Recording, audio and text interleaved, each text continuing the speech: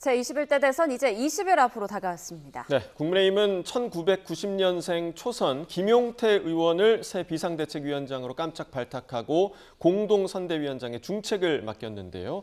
스튜디오에서 자세한 이야기 들어보겠습니다. 어서 오십시오. 안녕하십니까? 네, 안녕하세요.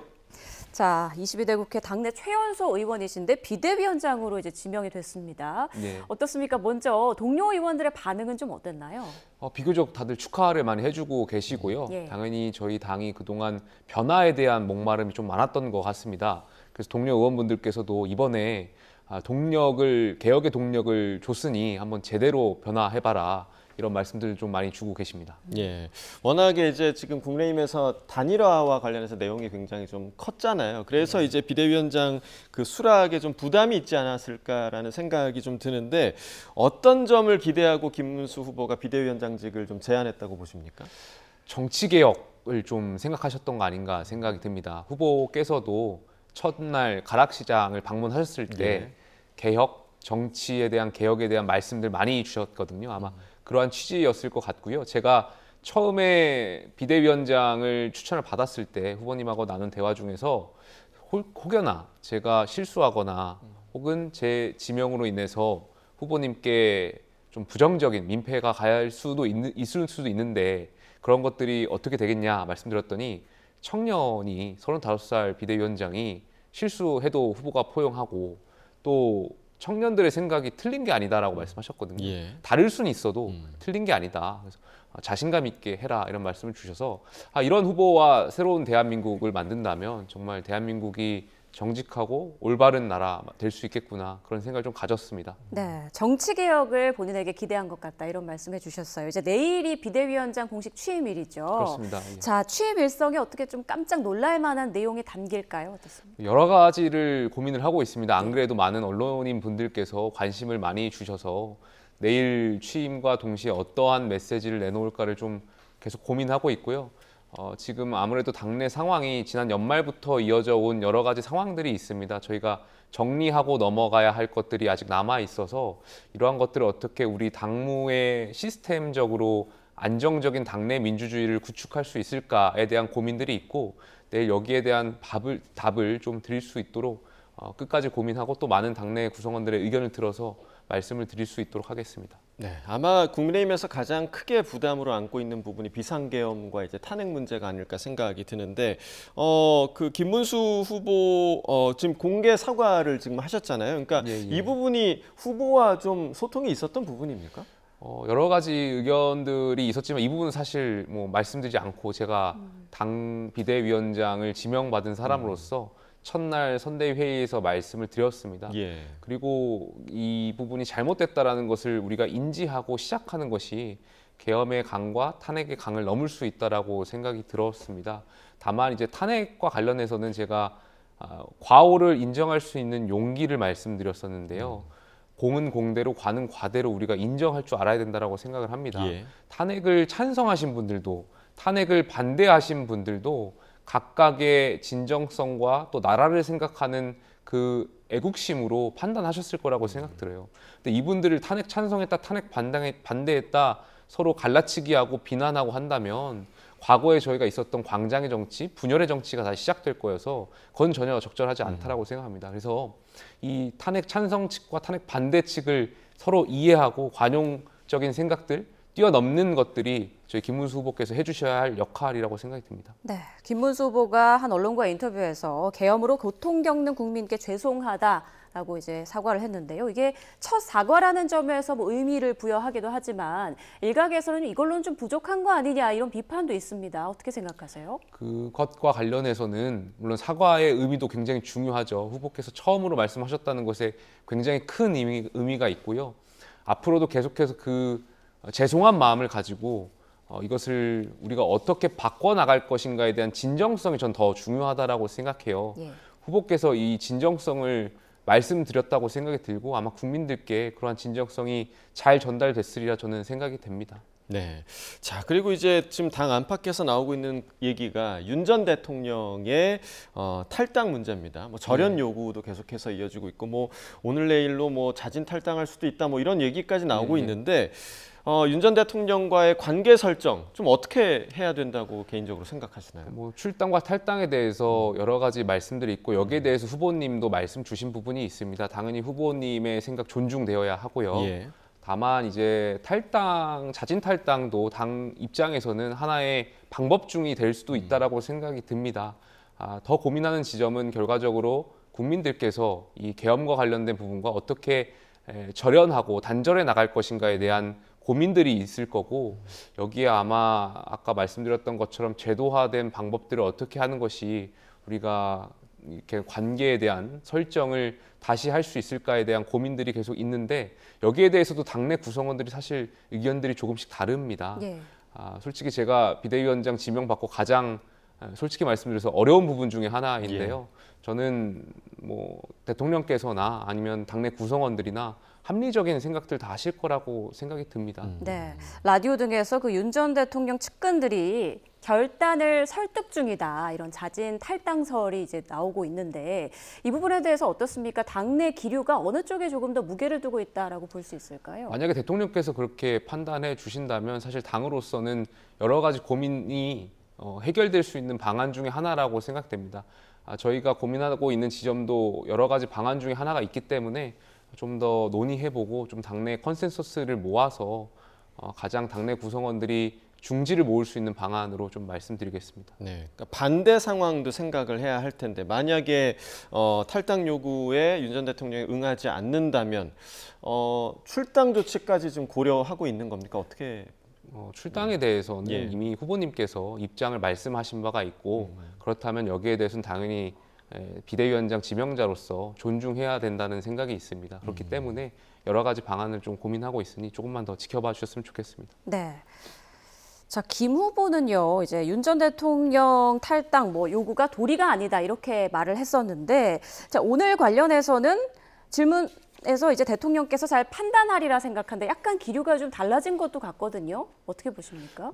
앞서서 말씀드렸지만 라디오에서 그러한 이 입장들이 전해져 나오고 있고 당내에서도 자진 탈당설에 대한 이야기들이 많이 나오고 있습니다. 예. 당 입장에서는 여러 가지 방안 중에 만약에 정말 자진 탈당이 된다면 어떻게 보면은 가장 자연스럽게 해결될 수 있는 방안 중에 하나일 것이고 물론 당의 대선 승리를 위해서 희생적 결단이라는 것은 아무래도 합리적인 결과를 도출하는데 구성원들이 적절한 판단을 하지 않을까 생각이 듭니다. 네. 그러니까 김 의원께서는 개인적으로는 그러니까 윤 전 대통령이 당 안에 있는 것과 당 밖에 있는 것 선거에 어느 쪽이 더 도움이 된다고 생각을 하세요? 근데 이게 탈당이냐 출당이냐로만 계속 문제를 접근하면 예. 사실 당내 구성원들의 갈등이 더 증폭될 수 있을 거라고 생각됩니다. 그래서 예.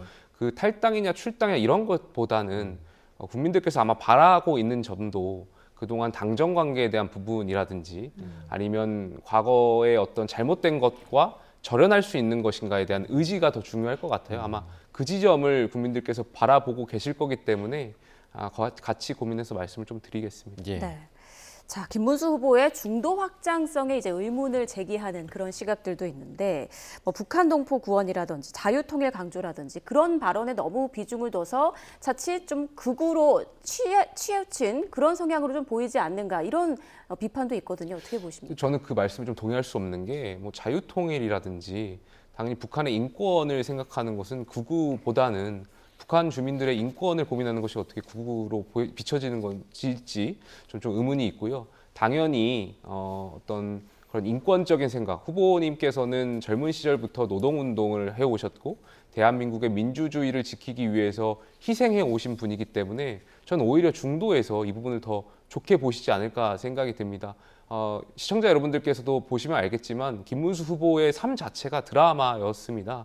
이분께서 공직자 시절에 불평등 해소와 격차 해소를 위해서 굉장히 많은 노력을 하셨고 사회 안전망을 공고히 하기 위해서 정말 따뜻한 보수의 길을 걸어오신 분이거든요.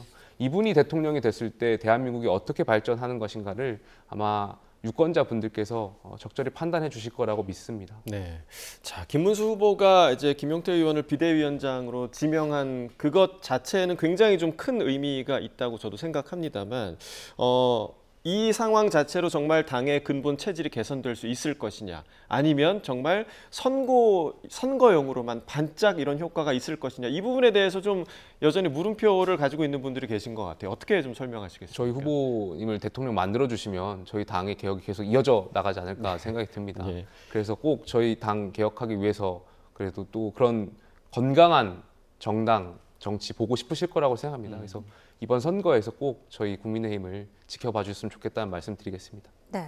자, 그러면 김문수 후보와의 이른바 케미는 좀 어떤 편인지 궁금한데요. 어떠십니까? 후보님께서 조금 전에 말씀드렸던 것처럼 청년을 굉장히 중요하게 생각합니다. 미래의 주인공은 청년이고 비단 저뿐만이 아니라 당내의 많은 청년 또 당 밖에 있는 많은 청년들의 말씀들을 굉장히 경청해 주세요. 제가 어떤 말을 하든 간에 그것은 틀린 것이 아니고 생각이 다를 수는 있지만 존중하고 차이를 좁혀나가는 것이 굉장히 중요하다라고 말씀해 주시고 35살 비대위원장이 개혁적인 마인드가 있는 건 당연한 것이고 뭐 어디 그런 좋은 의견들이 있으면 많이들 제시해 달라는 말씀들 평소에 많이 주십니다. 네, 앞으로도 좀 좋은 케미를 좀 기대하도록 하겠고, 이제 본 선거 운동에 돌입한 과정에서 사실 민주당 같은 경우는 이재명 후보와 경선에서 함께 했던 다른 후보들이 지금 적극적으로 도움을 주고 있는 상황이고, 국민의힘 같은 경우는 뭐 한동훈 전 대표 지금 불참하고 있는 상황, 그리고 뭐 한덕수 전 총리도 함께 하지 않는 그런 상황들이 있는데, 이런 부분들이 조금 좀 뼈아픈 부분일 것 같아요. 어떻게 좀 보십니까? 솔직히 말하면 안타깝죠. 예. 하지만 이러한 분들, 특히 한 전 대표 같은 경우에 당의 혁신 방안들을 몇 가지 제시한 바가 있습니다. 그래서 이분들이 모시기 전에 당이 먼저 그러한 방향에 대한 진정성의 모습을 보여드리고 신뢰가 담보됐을 때 분명히 이분들도 진정성 있게 당 선대위에 함께 하실 거라고 믿습니다. 한 전 대표 같은 경우에 당의 비대위원장과 당대표를 역임하셨고 총선 같은 굵직한 선거도 지휘하셨습니다. 아마 제가 갖고 있는 생각과 고민을 충분히 이해하고 계실 거고 그렇다면은 당 선대위에 합류하셔서 당 선거의 승리에 기여하고 싶은 생각도 분명히 있을 겁니다. 예. 그렇게 모시기 위해서 저희가 명분을 좀 준비할 수 있도록 예우를 갖출 수 있도록 하겠습니다. 네. 자, 이 부분도 참 궁금한데요. 이준석 개혁신당 후보 개인적으로 좀 친분이 있는 가까운 예, 사이시잖아요. 단일화가 필요하다고 보시는지, 그리고 지명대 혹시 이 후보와 뭐 통화나 연락을 한 적이 있으신지 궁금한데요. 그 문자라고 할까요? 카카오톡을 통해서 예. 좀 연락을 받았고요. 축하한다는 말씀을 주셨습니다. 어찌되었든 뭐 이 자리에서 단일화의 여부를 말씀드리는 것은 좀 적절하지 않겠고요. 다만 이준석 후보하고 이야기를 할 수 있는 부분은 굉장히 많을 겁니다. 저희가 당내 민주주의를 지켜오기 위해서 여러 가지 목소리를 함께 내어왔던 측면이 있고 정책적인 측면에서도 우리가 이야기를 많이 나눠왔던 것들이 있습니다. 바로 그러한 지점부터 이야기를 시작한다면 이야기의 범위가 확대돼서 무궁무진하게 가치를 공유하는 데까지 갈 수 있지 않을까. 그러면 자연스럽게 여러 가지 논의를 할 수 있을 거라고 생각이 듭니다. 네, 아까 뭐 톡으로 소통을 하셨다고 하셨는데 축하의 말 이외에 다른 얘기는 없었습니까? 뭐 축하의 의미와 네. 이모티콘 같은 것을 이모티콘 보내주셨습니다. 정도. 예. 그 이준석 후보 같은 경우는 사실 그 단일화 문제에 대해서 요즘 같은 경우는 굉장히 선을 아주 딱 잘라서 이야기를 하는 그런 상황이긴 한데 열려 있다고 보십니까? 당연히 당연히 이준석 후보도 본인이 명분을 갖고 출마한 후보일 텐데 지금 만약에 정말 단일화의 마음이 있다고 하더라도 어떻게 단일화의 마음을 공개할 수 있겠습니까? 아무래도 끝까지 그러한 것을 염두에 두고 말씀할 텐데 조금 전에 말씀드렸던 것처럼 어떤 선거가 무르익어가면서 여론조사상의 수치가 좁혀가지고 저희 후보께서 이길 수 있다는 확신이 개혁신당에도 든다면 그 논의가 점점 증폭될 수 있지 않을까 생각이 들고 언제든지 열려 있다라고 생각이 듭니다. 네. 저희도 뭐 지금 단일화 같은 것을 지금 단계에서 막 급하게 논의할 단계는 아니기 때문에 좀 마음을 열어놓고 서로 여러 가지 이야기, 가치를 공유하는 정도로 좀 이야기를 시작할 수 있도록 하겠습니다. 네. 국민의힘이 반 이재명 전략에만 의존할 게 아니라 자체적으로 국민의 선택을 받을 수 있는 경쟁력을 갖춰야 한다.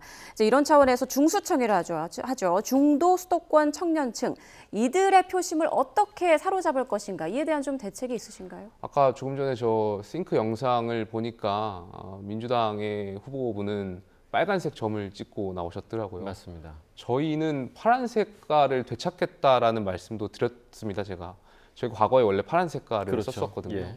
그러니까 그 말씀 바꿔 말씀드리면 저희 국민의힘이 대한민국 역사와 함께하면서 개혁의 순간마다 개혁의 리더십을 발휘해 왔던 정당입니다. 지금 저성장 국면 그리고 인구 구조가 변화하면서 개혁이 굉장히 필요한 시점들이고 저희가 과거의 그런 정체성과 가치를 되찾겠다는 말씀 좀 드리고 싶고요.